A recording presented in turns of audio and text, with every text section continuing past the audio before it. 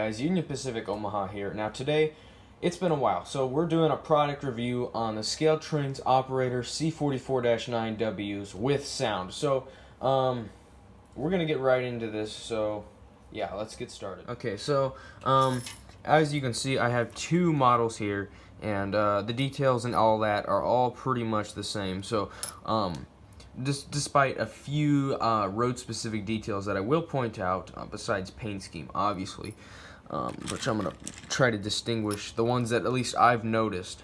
So, obviously, you can see these handrails and grab irons here are black on the BNSF model. They are yellow. These handrails are yellow here, and they are white on the BNSF. So, there are road-specific details, even for the operator models, which is just awesome, because on most value models where the more priced ones are going to get all those nice features. So for ease of the eye, it's going to be a little easier to find and see all the details on the BNSF model. So we're going to take a look at the BNSF model, and when we listen to the sounds, I will use the Norfolk Southern model. So let's get started. So let me lower this down a little. Down so we're looking at the nose of the unit better.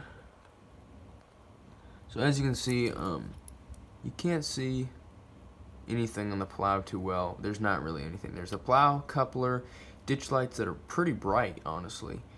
Grab irons. This is where a walkway would be. Then we have the BNSF. This is obviously Heritage 3 paint scheme. This is BNSF.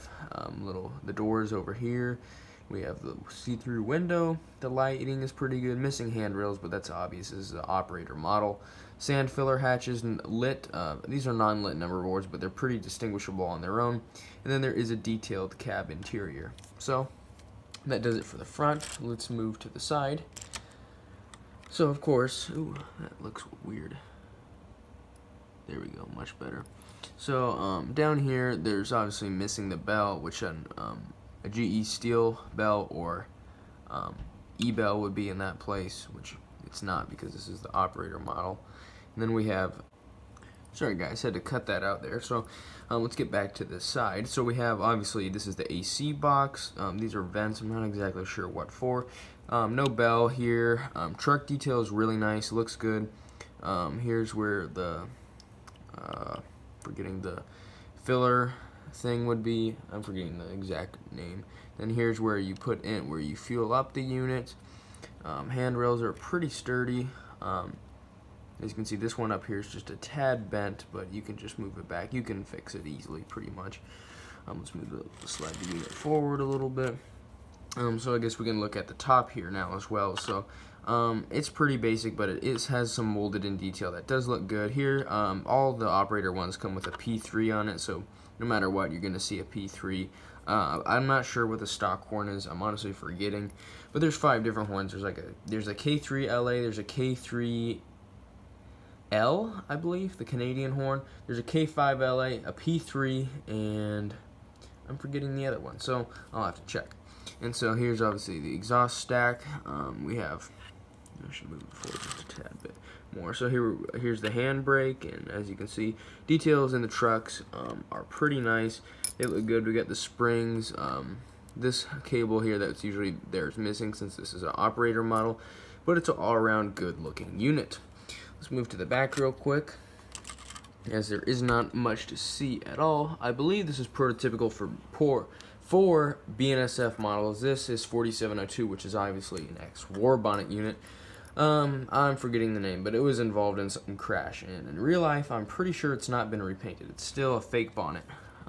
Well, it was a war bonnet. It's a fake bonnet now, but yeah, 4702 rear headlight. I believe that's a sand filler hatch, and then just no detail back here at all besides the handrails. And oh my, I didn't realize my handrails bent there. I'll have to fix that later. But anyway, so that's going to do it for the details on this unit. They don't have that much, but for the price, they're really nice, really good units. I really highly recommend them.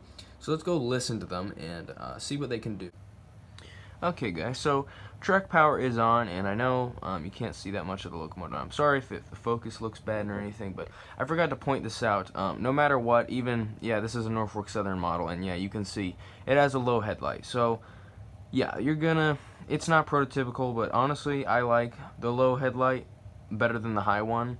but I guess since it is Norfolk Southern, I would prefer high because it's prototypical and it does look pretty cool, especially on Dash 9s. So, I have this one programmed as its road number, 9114, which in real life is not a C44-9W, it's a C40-9W, but this one's been rebuilt into a AC44 C6M. So, these locomotives do have a startup sequence, so we're going to listen to that now.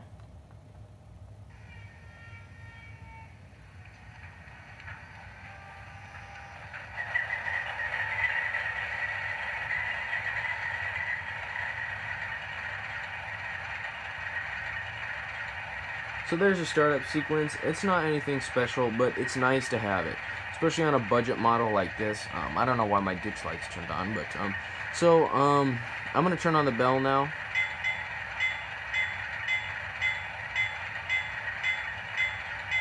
That's obviously F1. I don't know, F0, which is the headlight, turned on for some reason. I'm not sure why.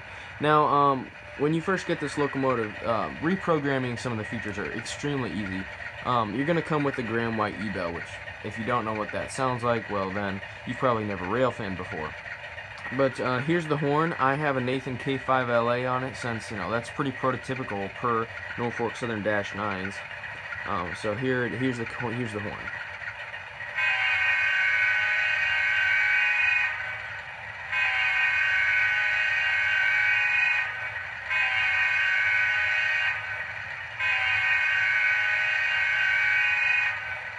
Now, I like that because K5LAs are some of my favorite horn.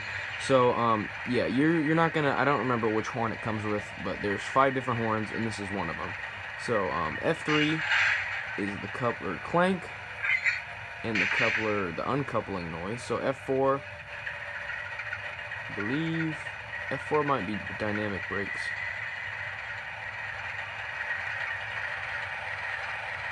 I actually don't know what F4 does. Move the unit back. F5.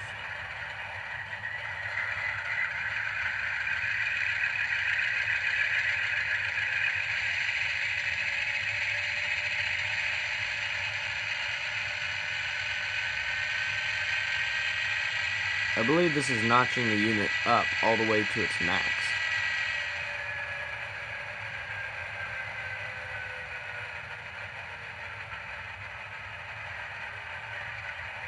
I know there's some setting where you can like control like the RPM noises, which I don't really care about, so it is what it is.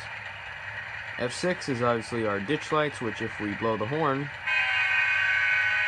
they're gonna flash, which is prototypical for a Norfolk Southern unit. F7, that might be the dynamics.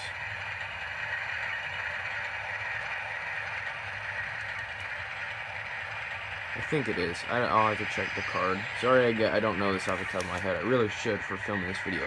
Pressing F8 is going to shut down our unit, which, oh my gosh, it's doing that again.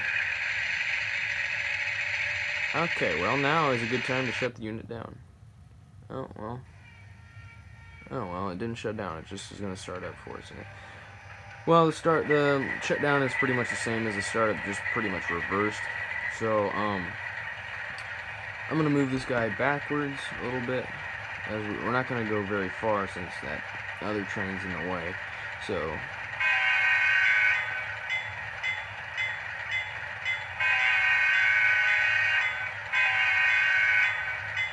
here is one speed step.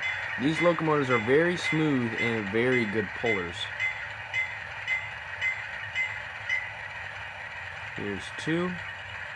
And they do slowly get started, which is something I like about them.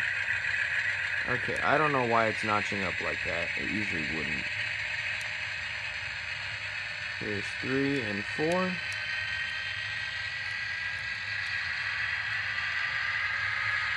Yeah, I really don't know why it's notching up. It usually doesn't do that. I don't know. Alright, here's 1 speed step.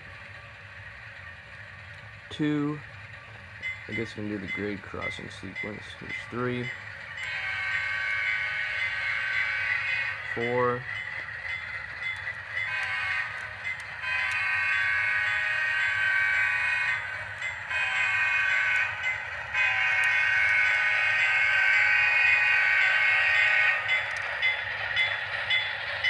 Now this unit is a little louder than it would normally be.